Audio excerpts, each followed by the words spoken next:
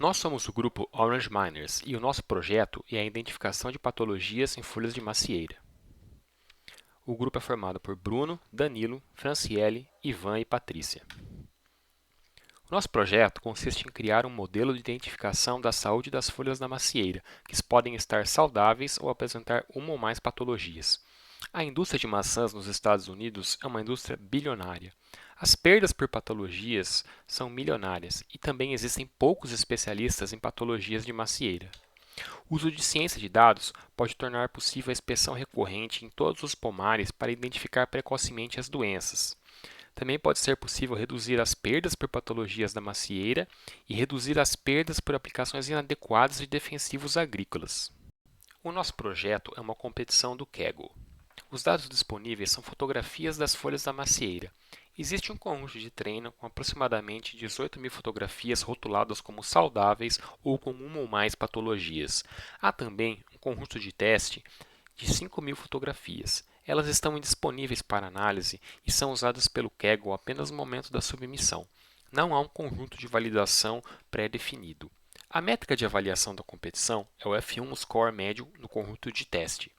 Podemos ver aqui a nota dos 3 primeiros colocados na competição. Após uma análise qualitativa, o grupo concluiu que as fotografias têm alta resolução e características consistentes. A maioria das fotos tem apenas uma folha centralizada e algumas patologias são visualmente similares. A forma como as patologias aparecem nas folhas varia de acordo com o estágio de desenvolvimento da doença. Existem 6 classes no nosso banco de imagens: folhas saudáveis, folhas atacadas pela sarna da maçã, folhas atacadas pela mancha olho de rã, folhas atacadas pelo oídio, folhas atacadas pela ferrugem e casos classificados como complexos, onde uma folha apresenta vários sintomas de diferentes patologias que ainda necessitam de ajuda de um especialista para a identificação.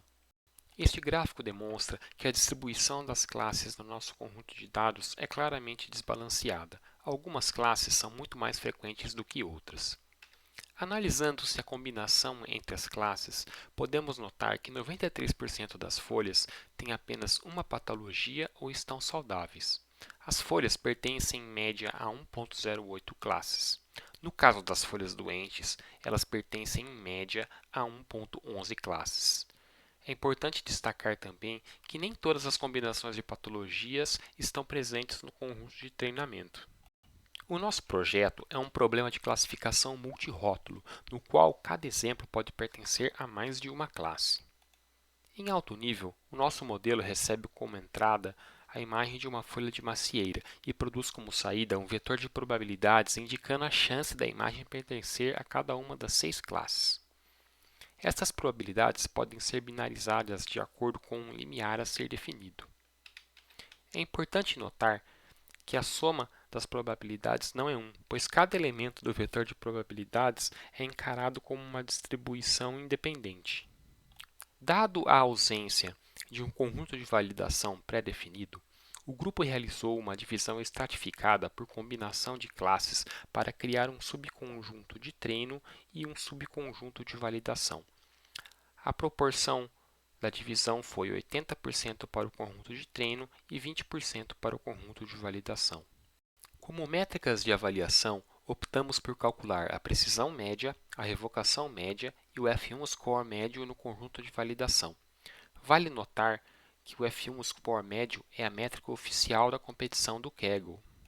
Agora abordaremos o nosso modelo baseline. O modelo baseline foi criado com a técnica de Transfer Learning. Utilizamos a ResNet 50 pré-treinada no conjunto de dados ImageNet sem as camadas finais totalmente conectadas. Seguido do backbone extrator de features da ResNet 50, adicionamos uma camada densa para a classificação. Esta camada densa tem 6 unidades, uma para cada classe do nosso problema e função de ativação sigmoide. Durante o treinamento, optamos por congelar os parâmetros do backbone extrator de features e otimizar apenas os parâmetros do classificador. Optamos por criar um baseline extremamente simples. Não tratamos do desbalanceamento das classes, nem aplicamos qualquer técnica de pré-processamento ou aumentação de dados. O limiar de binarização escolhido para todas as unidades classificadoras foi 0,5.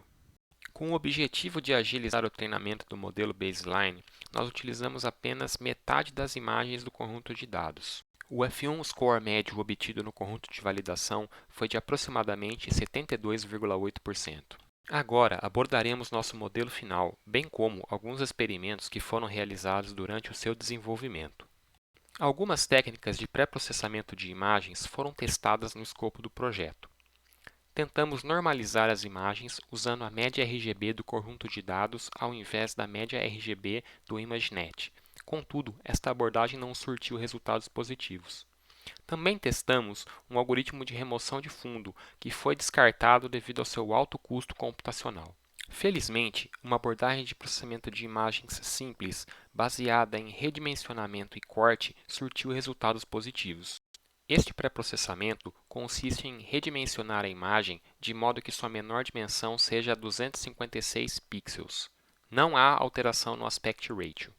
Após o redimensionamento, é feito um corte central, descartando as regiões periféricas, de modo que a imagem se torne quadrada com dimensões de 256 por 256 pixels. O pré-processamento foi executado uma única vez em todo o conjunto de imagens.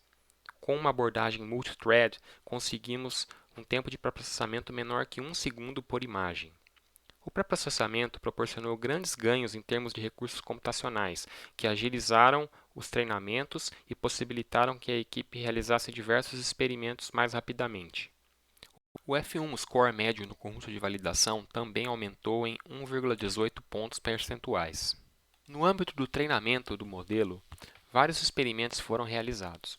Podemos citar a aplicação de pesos inversamente proporcionais à frequência das classes, a utilização do algoritmo de Rê para inicializar os pesos, variações da quantidade e função de ativação das camadas densas do classificador, adoção de camadas de dropout, aumentação de dados, utilização de outros backbones ResNet, treinar por mais épocas e com maior paciência, e também adotar uma função de custo baseada no F1 score. Contudo, nenhum desses experimentos surtiu resultados positivos na prática. O que realmente aprimorou o modelo foi utilizar o conjunto de dados completo durante o treinamento, adicionar duas novas camadas densas com ativação ReLU ao classificador e também fazer o fine-tuning do backbone, treinando seus pesos juntamente com o classificador. Essa é a arquitetura final do nosso modelo. Backbone extrator de features ResNet 50, seguido de uma camada densa de 1024 unidades e ativação ReLU, seguido por uma camada densa de 512 unidades e ativação ReLU, e finalmente a última camada densa de 6 unidades e ativação sigmoide. Tanto os pesos do backbone extrator de features quanto os pesos do classificador denso foram treinados concomitantemente, sem congelamentos. Finalmente, aplicamos uma técnica de binarização do vetor de probabilidades que maximiza o F1 score por classe. Esta técnica surtiu resultados positivos e aumentou o F1 score médio no conjunto de validação em aproximadamente 3,7 pontos percentuais. Utilizou-se a abordagem da curva precisão-revocação no conjunto de treinamento. Calculou-se um limiar por classe que maximiza o F1 score da respectiva classe. Como exemplo, vocês podem ver a curva precisão-revocação da classe Complex. O ponto laranja é o limiar que maximiza o F1 score para esta classe.